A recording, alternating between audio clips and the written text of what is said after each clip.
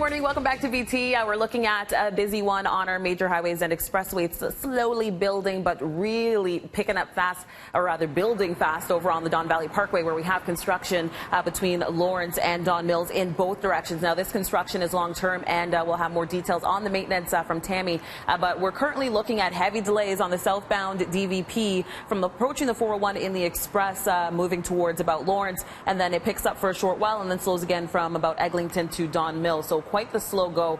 This is just a shot where you can actually see that long-term construction set up. We have the cement barriers blocking lanes on both sides of the highway there. So all in all, it is going to impact your drive. Currently, we're looking at an easygoing drive on the alternates, Don Mills, Victoria Park, Warden. They're all moving well north or southbound. And just taking a quick look over at the Gardner, heading into downtown, that is starting to fill in from Royal York to east of the Humber Bridge, and a slow go just heading towards Dufferin. So it is building, heading eastbound on the Gardner into downtown, and definitely a slow go heading southbound on the Don Valley Parkway. That's a look at your roads.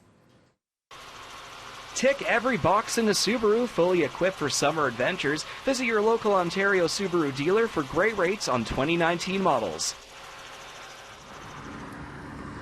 All right, and we are live in Woodbridge this morning for a very special event that's coming up on Sunday, and those details are coming up in the show. Really, really great event for sick kids. But what we've been looking at this morning, about an hour ago, maybe 45 minutes ago, we started to see that rain is starting to taper off, and it's off right now. We still have some spotty showers expected as we head into the early part of this afternoon. But as we look back to the west, that, my friends, is where we find that. Those are thunderstorms that are crossing from Wisconsin over towards Lake Michigan right now, and they're heading our way. So Futurecast is going to time it out for you. Again, some spotty showers out there this morning. After lunch, especially after about 1:30, 2:30, we'll be looking at some pockets of heavy downpours, and unfortunately it will last into at least the early part of that drive home. Now, it's going to be very small pockets, but they will be intense with those downpours, and then starting to taper off closer to about 6, 7 p.m. Tomorrow morning, watch for some fog to start off, some low cloud before this. We'll clear it out, although there is going to be a chance of some thunderstorms tomorrow as well. Going to keep it off through the west end. Kitchener, Waterloo, Hamilton, over towards Long Point, St. Thomas and London. Going to be the best areas for those storms tomorrow afternoon. So look at this.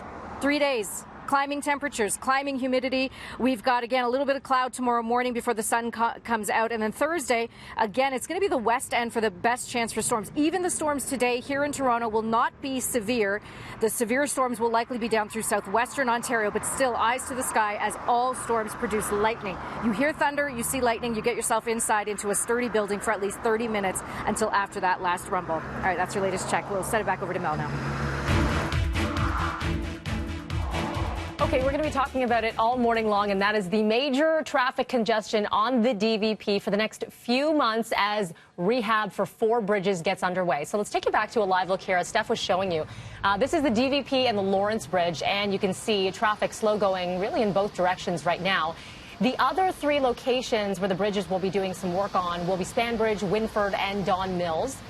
The lane closures and the restrictions, they began last night. They are going to go until October for both the north and southbound lanes. The city deciding to begin this work during the summer when there is less traffic, but of course it's still going to be a major headache for drivers. Now, the construction will be taking place round the clock. They are going to be working on all 4 bridges at the same time to try to lessen that long-term pain.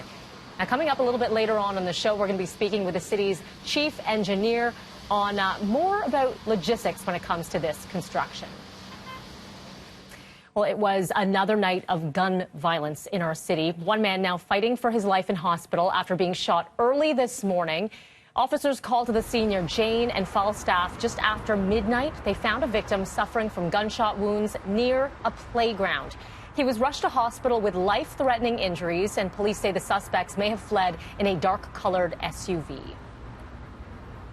And in the West End, a sewage backup causing flooding. Over a dozen people forced from their homes, and still there's no timeline this morning on when they can come back. Several buildings evacuated last night around 10 p.m. in the Bloor and Old Mill Road area. Crews were able to find and clear that blockage, but multiple units saw major damage. Most residents allowed back, but 16 people had to go to temporary locations either on their own or through the city's emergency management office and the Red Cross. And we are following international news now. Deadly monsoon rains continuing to batter central and western India today. A wall collapsing today in the financial capital of Mumbai, taking down shanty homes built on a hill. 18 people were killed, and nearby outside the city, another 9 dying when 2 other walls came down. Some areas getting more than 300 millimeters of rain in the last 24 hours. The severe weather now bringing Mumbai to a standstill, disrupting rail and air traffic.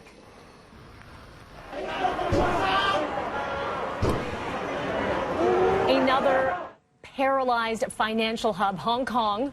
A tense calm returning today after more mass protests. A lot of debris, large areas still cordoned off. Just hours earlier, demonstrators storming the city's legislature and spray painting chamber walls before riot police used tear gas to clear them.